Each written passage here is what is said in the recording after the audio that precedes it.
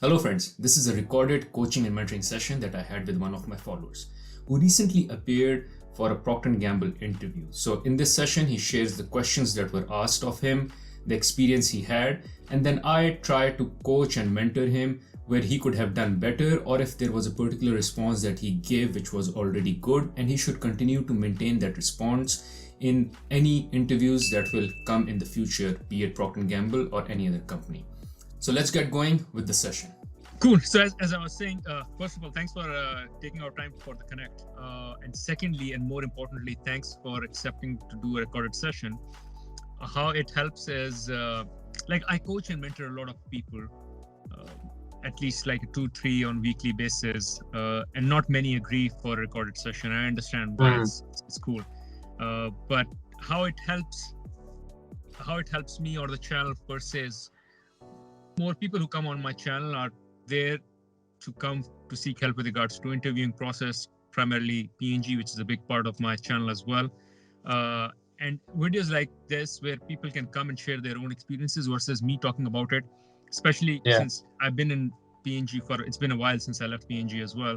But someone who comes and shares a recent experience it just takes the value on another level. So thank you for doing that.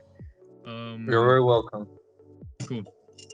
Now, I don't know if you can quickly introduce yourself. That would be helpful. And let's start with a quick introduction, if you can introduce yourself.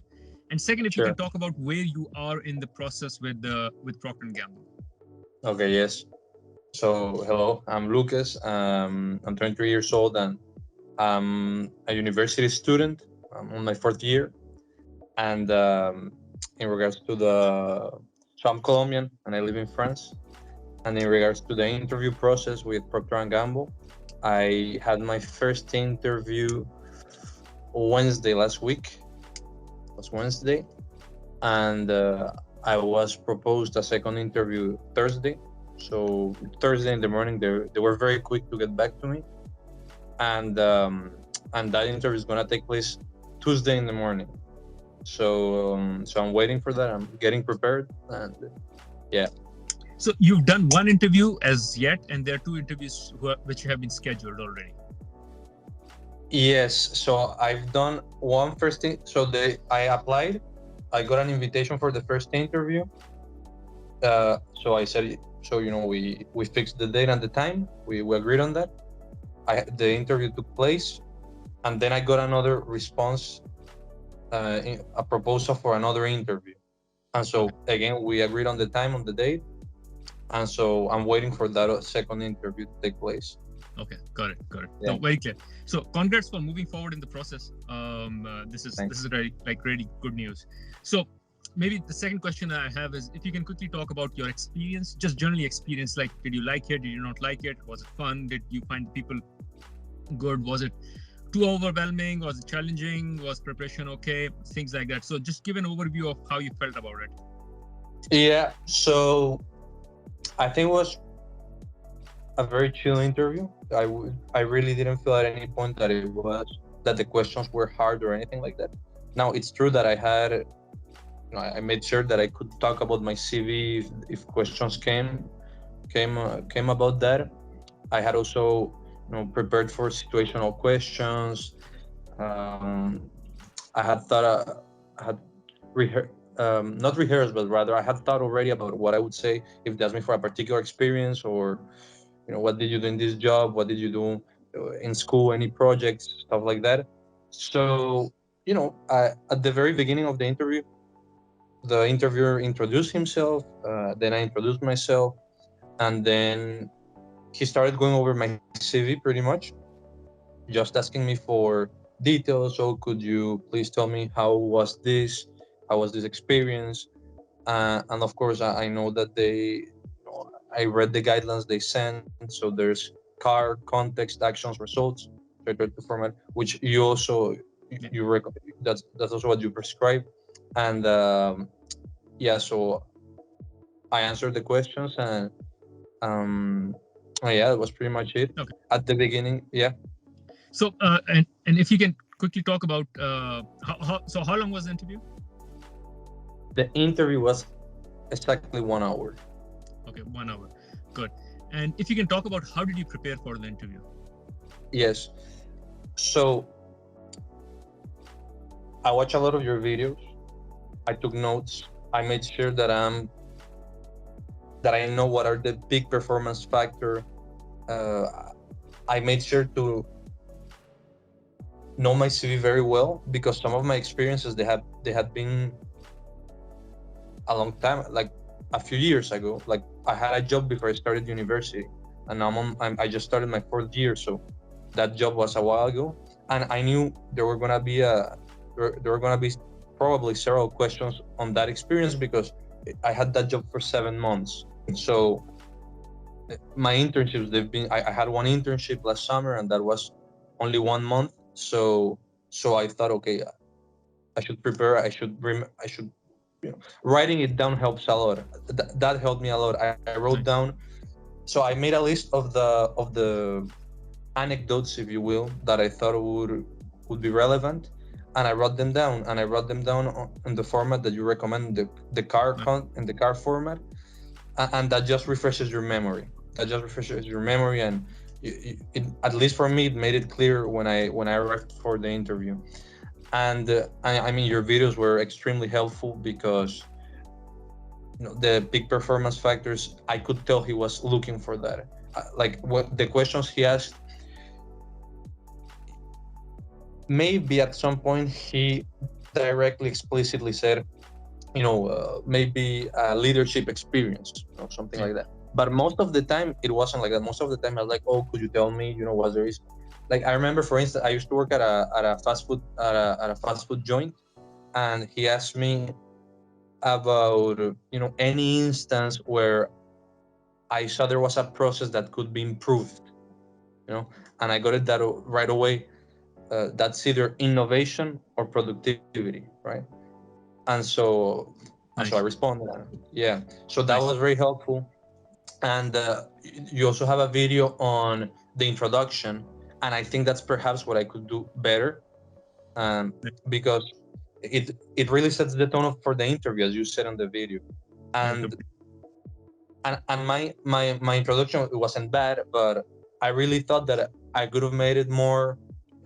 If you practice a little, if you know what you're gonna say and you have it clear, you can make it entertaining for the interviewer. Because I always tell myself, the person interviewing you, he probably has a list of people he's gonna interview. Yeah. Make it fun for him, right? Make it entertaining. Agreed. So that was very helpful. No, I mean, all your videos, they've helped me a lot. I took a sheet of paper. I took notes of the videos. I summarized it.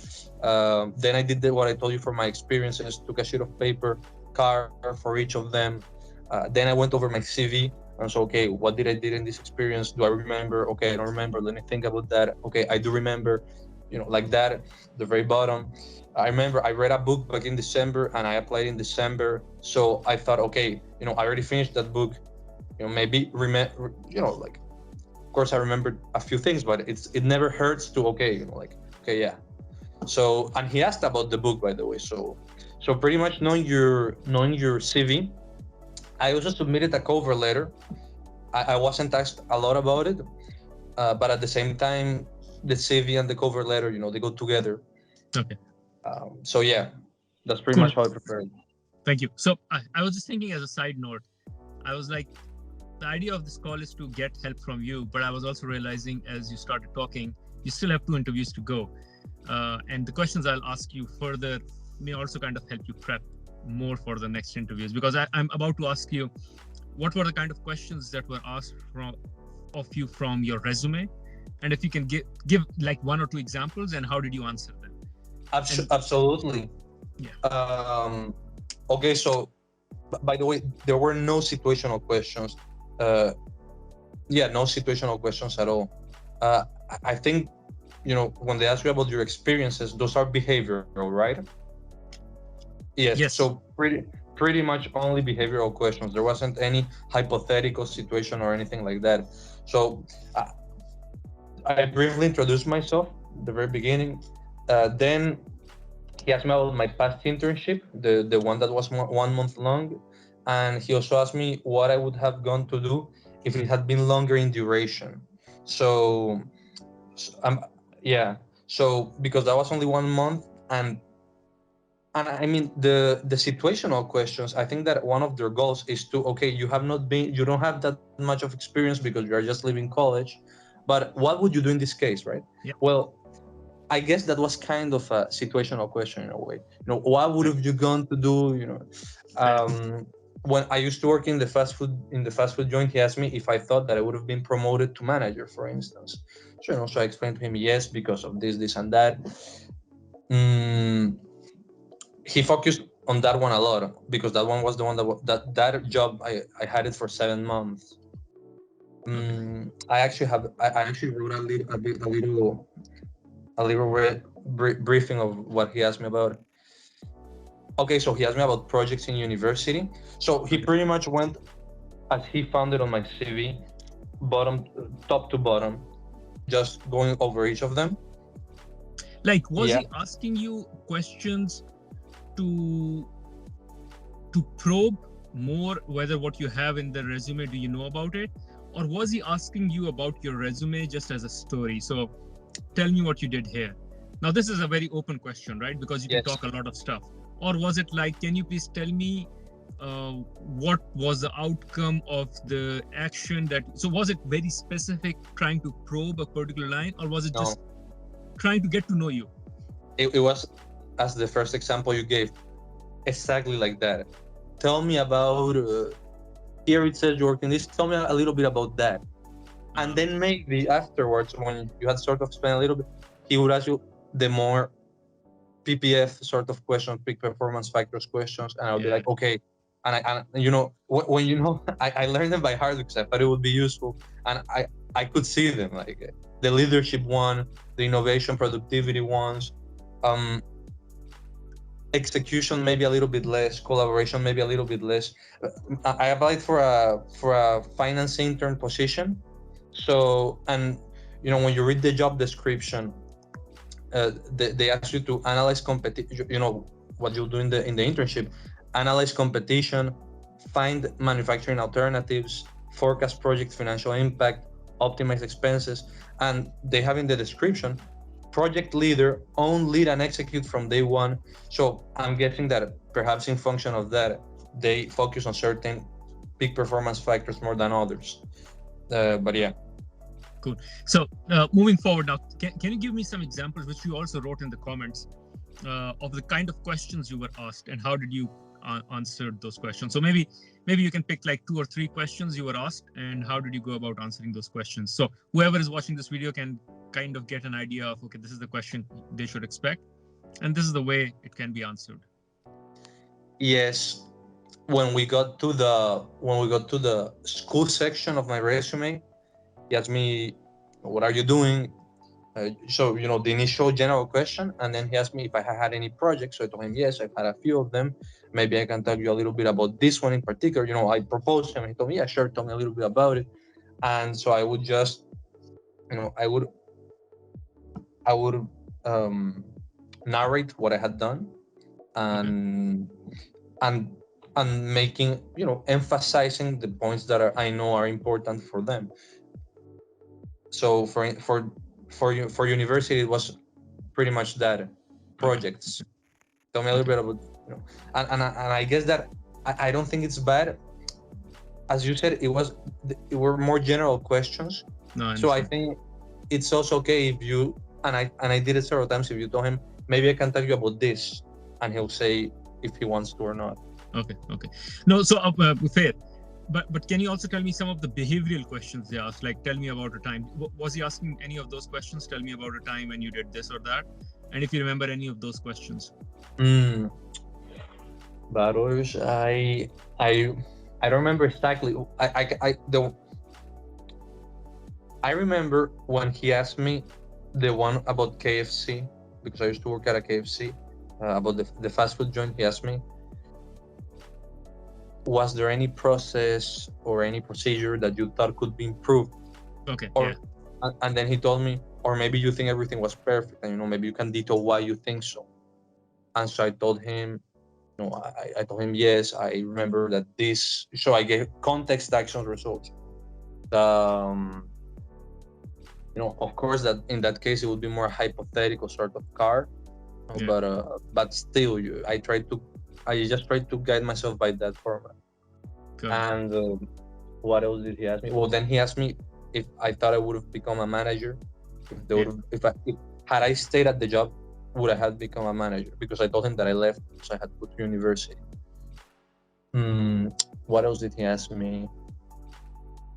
Oh well, he asked me for the internship, the brief one that was 1 month. He asked me what did I do in general. So I explained to him I did a database where I read briefings from meetings, and I filled up a database. And then he told me, had you stayed longer in that internship, what do you think you would have done with that? So basically, like, elaborate what Okay. you would have done after. Nice. Yeah, I don't know if that's a specific for my case because I don't have that much experience working, or maybe it's something that's pretty standard. I have no idea, but that wasn't the case for me. Got it. Yeah, there were no classic questions such as weaknesses, strengths. Yeah, that's typical of PNG. They don't ask those questions very rarely. Okay, well, yeah, I didn't get much of that. I don't know, for some reason the comment I said that they didn't ask me a lot of tell me of a time when questions, but I'm not correct on that. They did, like he did, but in a more subtle way.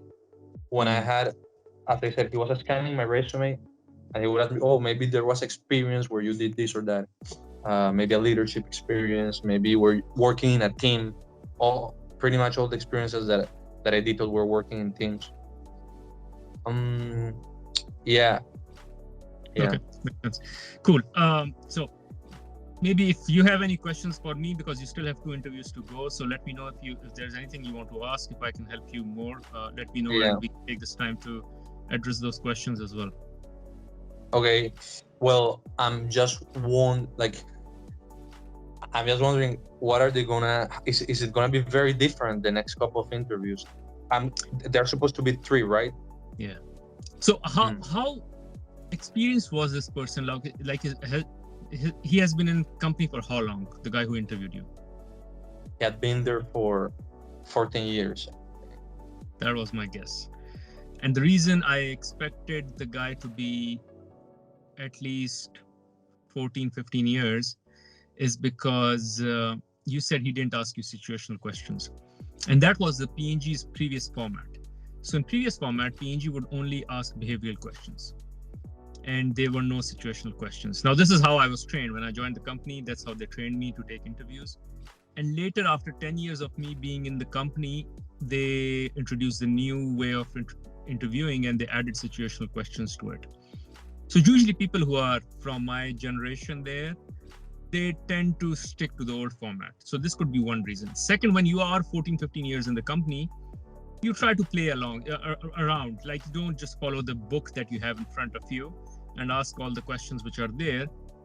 And you kind of try to get to know the person. You also feel that because you have so much experience, you can just talk to the person and can figure out whether he's a good fit or not, and whether he delivers on the peak performances or not.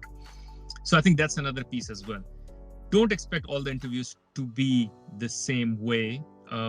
You should, again, expect more behavioral questions followed by situational questions.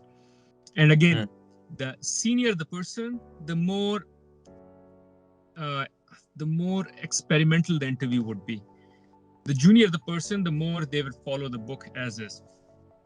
So yeah, that is all my advice. Like, with regards to your preparation, I've said it before, and I think you would agree as well. Don't prepare for the questions, because you don't know what questions they will ask you. And people still to this day, people I coach and mentor and people who follow me, they still to this day try to remember the question and then try to remember the answer that they have to give to that particular question. So they go like, okay, I expect to be asked these 10 questions and I need to have answers to these 10 questions, and they write the answers to each of the questions. Don't do that. Start with your experience. Start with the answer. I agree 100%. And then you can put it anywhere else. You can give it any spin. And I think I mentioned this before as well in one of the videos. let's take an example. For example, if they ask you about productivity and they say, how did you improve something? You can say, okay, I had a team and I worked with them. I came up with this idea and we improved something and blah, blah, blah. And imagine if he didn't ask you about productivity and if he asks you about leadership, you can use the same example and say, you know what, I had a team and the team was struggling, and like you can make some twist, and this team was struggling and they didn't know the right way. And then I came in and I was like, okay, let's all do some brainstorming session. I tried to understand what is each person's strength, and then we improved the productivity of the department. So it's at the end of the day, you just need, there is a problem, you solve the problem and you get results. And you can put it in any way: productivity, leadership, discipline, organization, whatnot, bringing out your best and all. So always start with the example. I think you understand this. Maybe I'm repeating myself, but I just thought I'll reiterate this important factor. No, I agree 100%. And one of your very early videos that was like 4 minutes long, where you actually, you give like 4 steps, I think. And in that one, you say, write down your experiences and then try to see which one showcases which factor the best in your opinion. And then, but as you said, your experience is what counts the most. Yeah. And yeah. No, cool. So thanks for your time. But it was really fun talking to you. Thanks for connecting, and thanks for all the information you shared. So unless you have anything else, let me know. I do have one thing to talk to you, because you mentioned something, but I'll keep it towards the end. So if nothing else, let me know. Okay. No, I was just gonna ask you. So you would say, in terms of preparation for the next 2 interviews, situational questions, you don't think they're gonna come up? I think they will. So I think situational question will come in, and there is chance of situational question coming up more so if the guy is junior. So the junior the guy, the more that I got. Yeah, like the older the guy, the more likely they're to stick to the old format, just behavioral. The younger, and do you know if like the booklet as of now, it's only situational questions that they ask? No, both. Situational questions will be one or two in the end. So 80% of the interview is behavioral questions, or let's say 10% of the interview is getting to know you. Let's say 70% of the interview is behavioral questions, 10% is situational, and last 10% is letting you ask any questions. Okay, gotcha. Okay, I see. And also, is there like any set sort of trajectory in terms of who interviews you? First a senior guy, then maybe somebody younger? No. It's just based on schedule. Whoever is available, they just fit the schedule as is. Wow. Doesn't matter. And they don't really care about trying to make sure that there's a senior guy, or there's no regard for that? No. Timetables? No. Now, obviously, if you do good with the senior guy and you do bad with the junior guy, when they talk, the senior guy has some clout, right? Okay. So he's senior. So he say, oh man, I love the guy. Now I'm junior and I go, I really have to defend why I didn't like the guy, right? I go like, no, he was bad. And now he's like, okay, what happened? Your experience was very different from me. So tell me why he was bad. Now, I'm not saying that the junior guy can't convince the senior guy. He can, but it's much easier otherwise, right? So the senior guy convincing the junior is much easier than the junior convincing the senior. So I think it's slightly more important to do good with the senior than the junior. So let me put it this way, if you screw up the junior, it's still okay, but don't screw up with the senior guy. And it has to be both, not just senior in terms of number of years, senior in terms of authority as well. In terms of? Authority. Like a senior guy, like a director, senior director, vice president, obviously has more influence versus a manager or senior manager. Okay. By the way, that I don't really know. What's the hierarchy? Because there's so many senior manager. I've seen some LinkedIn profiles and it's pretty. I don't know. Maybe I have not paid enough attention, but it doesn't seem to me. It's not obvious to me. No, it's tricky at times because P&G recently, like 3 years ago, I think they changed their hierarchy. So maybe some LinkedIn profiles are old hierarchy, some are new. It would be difficult to really read through the LinkedIn. It would be challenging because previously people who were managers are now called, I think, people who were senior managers are now called directors, People who were associate directors are now called senior directors, something like that. So, but it's difficult to find out. People who are like been in the company for so long don't plan to change the company. They've kept the old LinkedIn profile. Like when I was in P&G, I hardly changed my LinkedIn profile for like 12 years till I decided to leave, and then I updated my LinkedIn profile and all. So, no, short answer, it would be difficult to tell. Okay. Like you can try, but Okay, like but I know, so I can read into it. So if you need help, you can just throw in some LinkedIn profile to me, and I can tell you where this guy stands. But there is no hard and fast rule that I can give you, which you can use yourself. okay, yeah, there's no rule, there's no easy No, rule. no. Okay, I understand. Yeah, like they mixed the all the hierarchy structure with the new one. Some people update it, some Yes, people don't. It's yes. detective work. It's Yes. detective work. Yeah. I'm much, yeah, like it's just curiosity. Like I think that, and maybe I don't know what you think, but I think the best they can do right now, just keep thinking about my previous experiences, car format, be ready, become, maybe practice a little bit my introduction. Yep. I'm I'm thinking maybe I can send you my CV and my cover letter, and maybe Sure. you can tell me, just brief, like, okay, like I think that this you should for sure don't forget to say it, or maybe elaborate on it. I can do that. Thanks a lot. And also, what do you think are my odds at this point in time? I had the first interview. Apparently, it went well. I still have two to go. What's the success rate in terms of people that Yeah, get interviewed? yeah. Like, I'm just super curious. Like, Yeah. like. I know it's a very standard question, but it's very hard to say. But at the same Okay. time, I think the only clues I can pick is the guy was senior, and the way he was asking questions, he was also kind of playing his own format, which also kind of goes to show that maybe he had higher authority in the company as well. So I would say if you think your interview went well with him, you have a solid, good momentum. You have a good start at least to the process. So let me put it that way. One more thing, make sure I also have a video on this on my channel on the kind of questions you should be asking in the end when they say, okay, are there any questions for you to ask me? I don't know if I have a video there. Do check it out. I think that would be helpful. It just comes across as you are someone who's very passionate, aggressive, and all. So that would be helpful.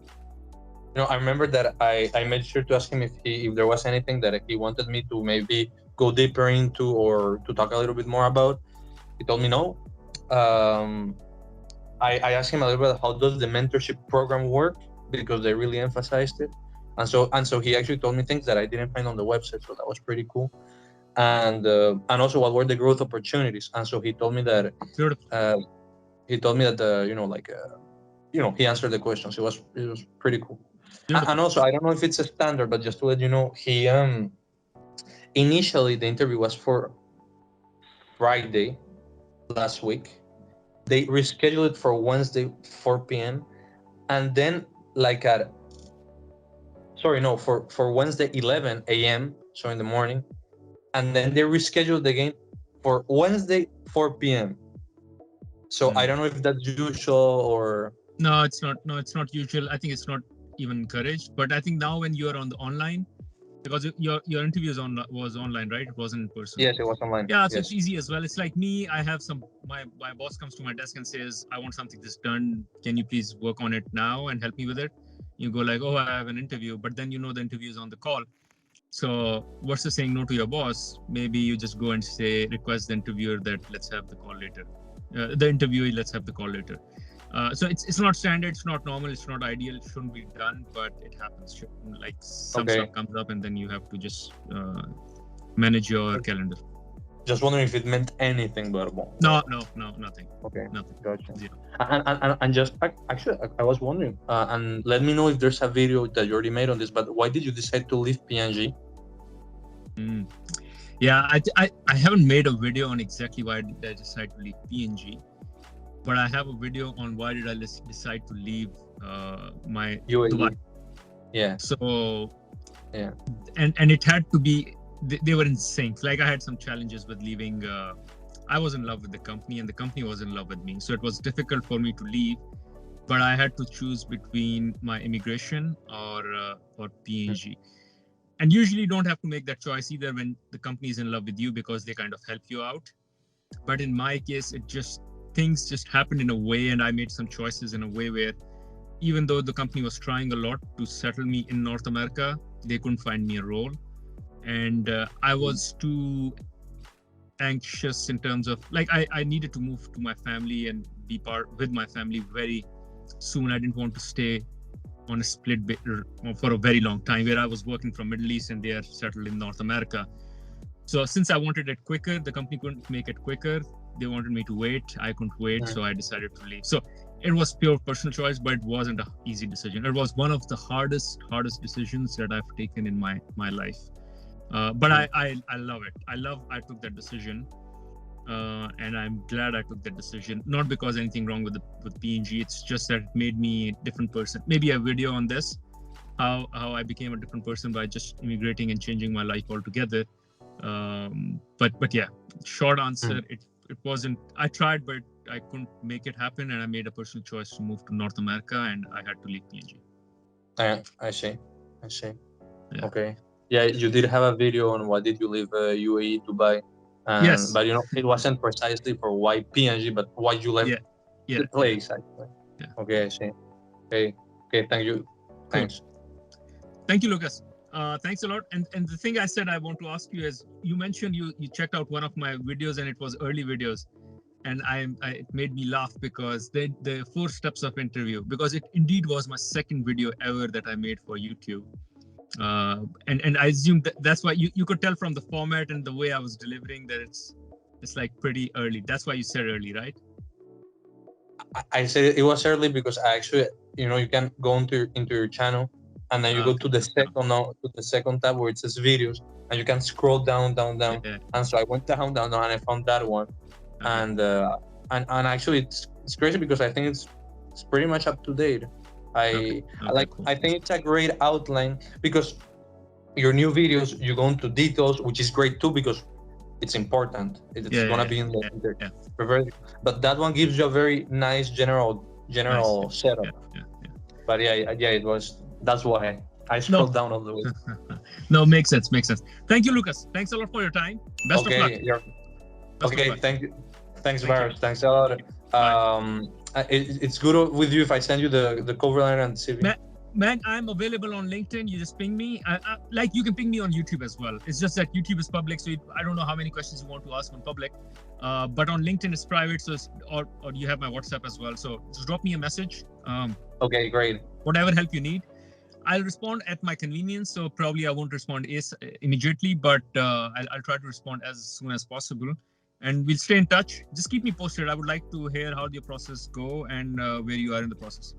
I will. I'm gonna try to remember better the questions for the second interview, and I'll let you know how it goes. Sure. Thank you, man. Thank you. You're welcome. Thank you, Bahroz. Bye.